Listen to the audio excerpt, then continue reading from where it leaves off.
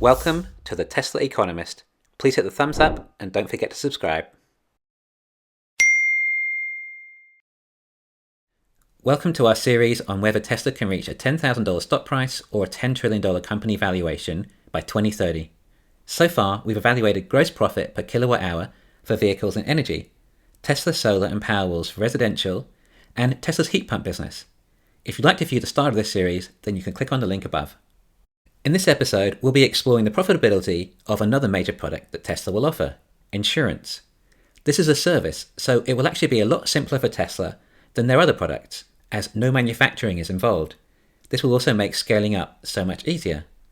For these numbers, we stick with Tesla only offering automotive insurance and not consider the fact they've branched out into other facets of insurance like house, contents, life, or medical. But bear in mind that this also could be possible if they become hugely successful at insurance. Unlike a jobless Apple, Tesla never falls short of a new product idea. It's a brand that can expand out to so much. It sounds like Tesla's insurance will be exclusively for Tesla cars. In other words, if you don't have a Tesla, then you can't get this product, as you'd probably expect. Some insurance companies in some countries insure the driver, others insure the car. Currently with Tesla insurance, if I'm insured on my Tesla, I'm also covered for occasional driving on other cars and on rental cars. If you want other people insured on your Tesla, you will need to add extra drivers. The insurance currently costs between $90 to $160 a month. So why would consumers want to switch over to Tesla insurance? For starters, traditional insurance companies tend to have a bad reputation. It's always a nightmare dealing with them, and if you have a claim, they never make it easy and try and get out of paying you as much as possible. Tesla are entering the market with a brand that people love. It would be important that this is maintained with insurance. They don't want to be known as an insurance company that refuses to pay your claims. I would hope that Tesla make insurance so much easier for everyone involved, whether purchasing or claiming. This is another industry that is ready for disruption. So how will they be different? Well, for starters, you'd obviously expect them to be cheaper. They already claim to be 20 to 30% cheaper than the competition, so that alone should be a good reason to switch over. But I think this discount should increase further over time, as Tesla don't currently collect data on individual vehicles like GPS or camera footage, implying they inevitably will, and this is the data that will start to really reduce insurance costs. Remember, Tesla isn't just an EV, it's a computer that drives you, it's digital, it can collect all sorts of data on your driving. In economics, there's something known as asymmetric information. This is when one party knows more about something than the other. For example, when buying a used car, the seller knows more about the car than the buyer. This means that a used car is priced as if there is already something wrong with it. This is also why a lot of consumers prefer to buy from a car dealership, as some dealerships have brands you trust more and have professionally inspected the car first, and also offer a warranty for peace of mind. And this is why you pay extra from a car dealer than you do buying it privately. Same for car insurance. You know how safe a driver you are better than the insurance company, but the insurance company doesn't know, so they have to charge you accordingly, based on an average driver. Sure, you have a history with no insurance claims for however many years, which is something, and no speeding fines, but that's nothing compared to the data a Tesla could gather from your driving. Particularly with AI, they'll be able to see what patterns drivers who crash more have in their driving history and can thus identify each driver's liability. Tesla can then charge you for insurance based on your liability. Ironically, if you are too high risk, then it might be cheaper to go with a competitor, but they won't know how liable you are and will charge you less. So all the bad drivers will go with the other insurance companies and make lots of claims. Who knows? Maybe it could put the other insurance companies out of business as a result. The thing is, Tesla also has asymmetric data on their cars themselves. Tesla know how much safer a Tesla is, far better than any other insurance company does. They know that Teslas have passive safety to avoid collisions in the first place, thus reducing accidents. Less accidents results in less claims, resulting in more profit and lower insurance premiums. Even in the event of an accident, Tesla has so much more active safety equipment that it will also result in less injury for the passenger. Less injury means less medical care, which means lower medical cost, resulting in cheaper insurance claims, resulting in more profit and lower insurance premiums.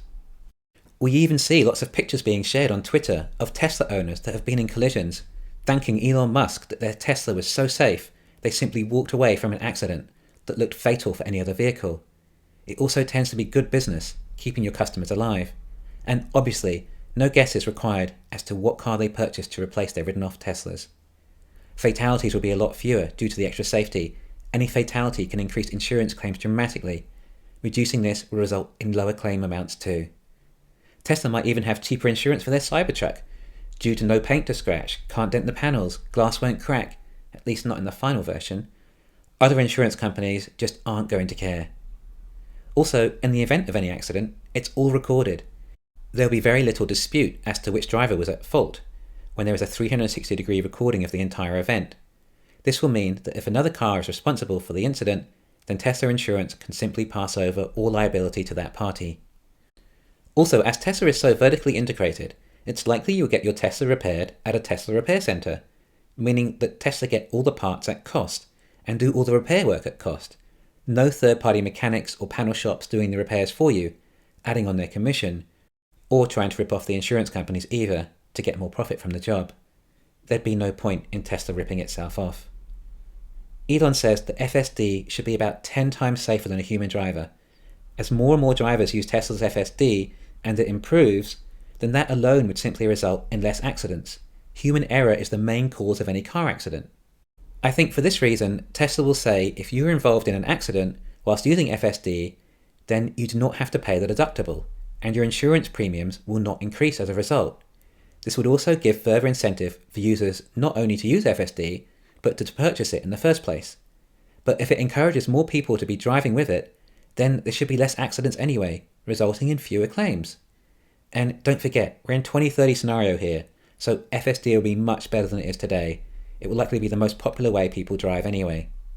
GM have also since announced their own car insurance, OnStar Insurance, and will gather more data and driver information with their OnStar equipment installed in GM cars.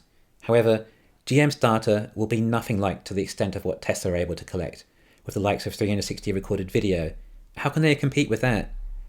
A Tesla is a computer. It's recording everything that is happening in the car. A GM car is still very much a mechanical machine, not digital. So there are plenty of reasons as to why drivers would go with Tesla Insurance, and many advantages as to how it would benefit Tesla. So let's get down to the numbers. Currently, Tesla Insurance is only offered in California, but Tesla have just announced they're also expanding to 3 other states.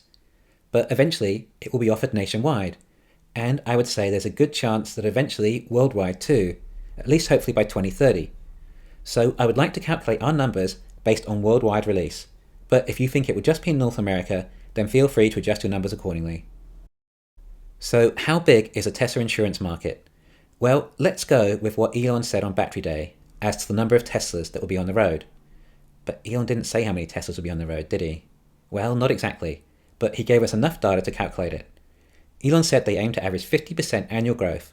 So if we start with 500,000 cars from 2020 and a 50% annual growth each year, then that gives us a total of 85 million cars on the road by this stage.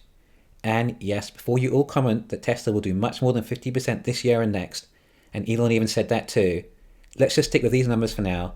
But in case you're wondering, if Tesla did achieve 2 million cars next year, then by 2030, at 50% growth, they'll be doing 50 million cars a year, with a total of 150 million on the road.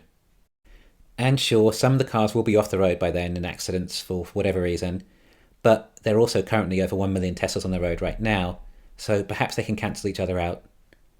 So there we have it, a potential market size of around 85 million vehicles. Currently, Tesla charge between $90 and $160 a month for insurance, or about $1,000 to $2,000 a year. Let's take the average at $1,500. And then with all their future advancements and improvements with data, cost savings, FSD, and collision avoidance, let's say they've managed to cut the cost to $1,000 a year. And let's say that Tesla make a 30% margin.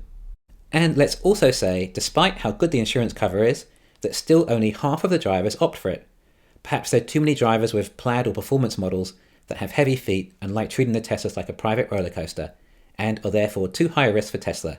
Maybe, who knows? Anyway, let's do the numbers.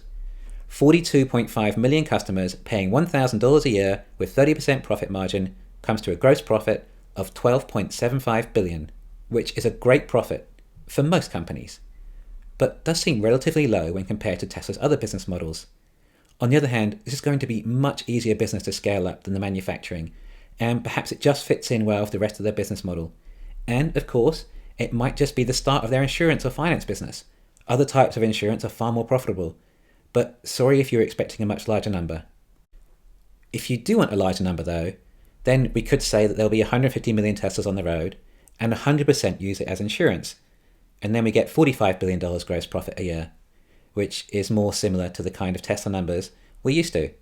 But for our pricing model, we'll stick with the former number. In our next part, we'll evaluate the business model you've all been waiting for, robo-taxis, which is likely where things get really exciting. Thanks for listening, please hit the thumbs up, and don't forget to subscribe.